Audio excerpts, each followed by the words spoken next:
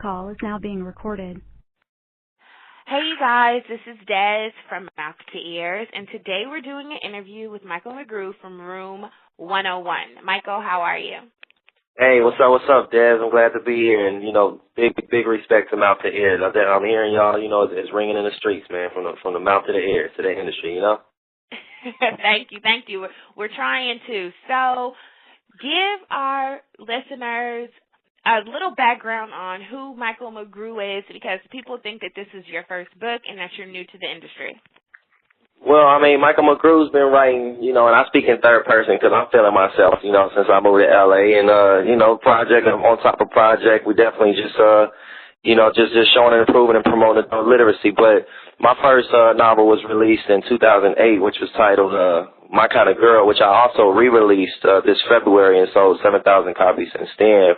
And then my second novel was Taking Losses, which is about a guy who pursues the illegitimate lifestyle till he finds Christ. But, I've been writing ever since I can remember, but, turning into a profession. I started my company about, last year, May of last year, and being in Los Angeles has just given me the opportunity to commercialize, fiction. So I'm here to stay, and definitely looking forward to the release and the reviews at Room 111, because I'm putting my heart and soul into this book, Okay, so tell us about Room 111, because when I first put the story up, we were led to believe that Room 111 was about the Illuminati, and so we kind of thought that this was going to be like a straight biopic about Jay and all the men who have been linked to the Illuminati.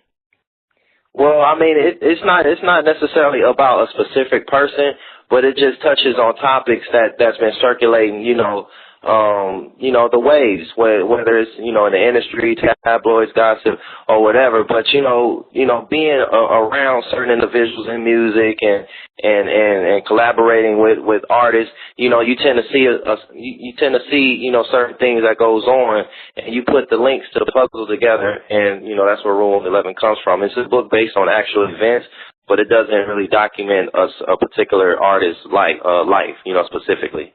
Okay, so if you're smart, you can figure out who Room 11 is, 101 is talking about. But if you're not that smart, it may be hard for you. I get it.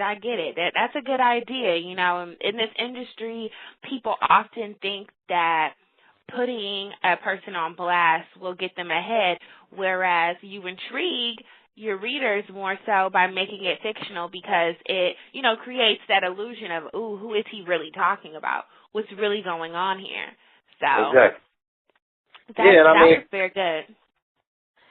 Well, fiction. I even though I read a lot of self-help motivation and how-to and educational type of material, I'm a big fan of fiction myself, because even though it's considered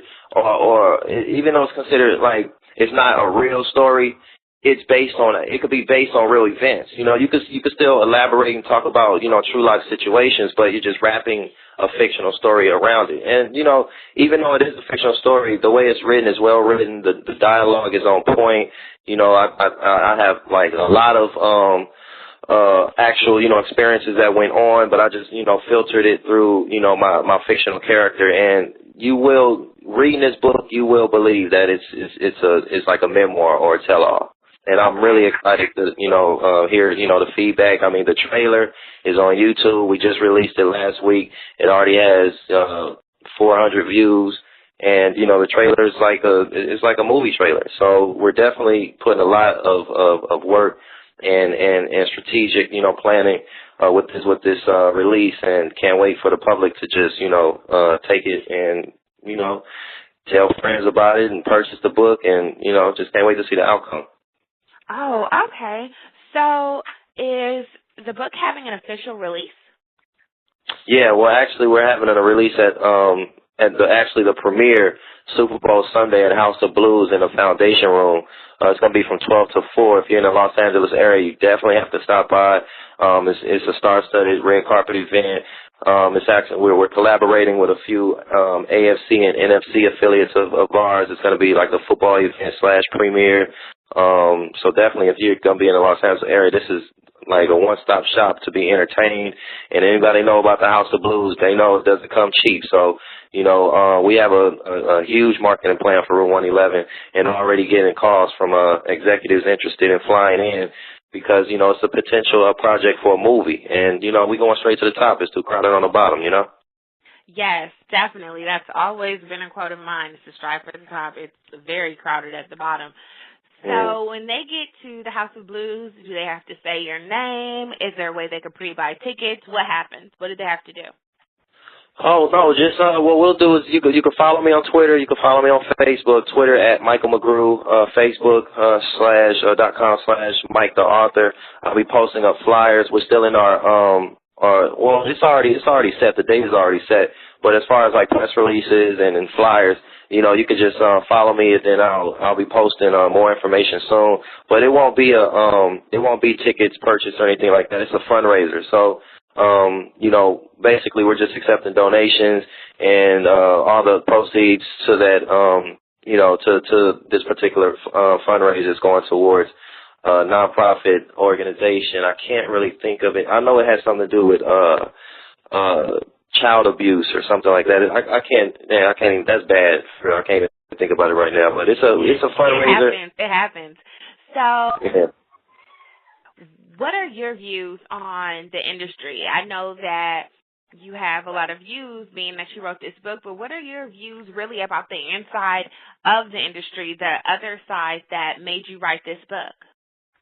Well, my co-author, Kisa Hakeem, which is she's like my best friend. She's an awesome person, awesome individual, angelic, we came across each other via Facebook, and just to give you a brief history, like I began to write a screenplay called Room 111 about 3 years ago, but I kind of put it on the top shelf because I didn't obtain the content. I didn't have any content to really make it authentic, so I top shelved it.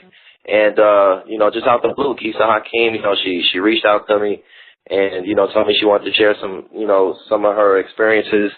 And from there, we just sat down, we jotted down like an outline and, where we want to go with the story. And it's been a wonderful ride since then. But, as far as the industry is concerned, the story basically, we're kind of like just touching on topics such as like, the politics of the music industry, the behind the scenes, the cutthroat,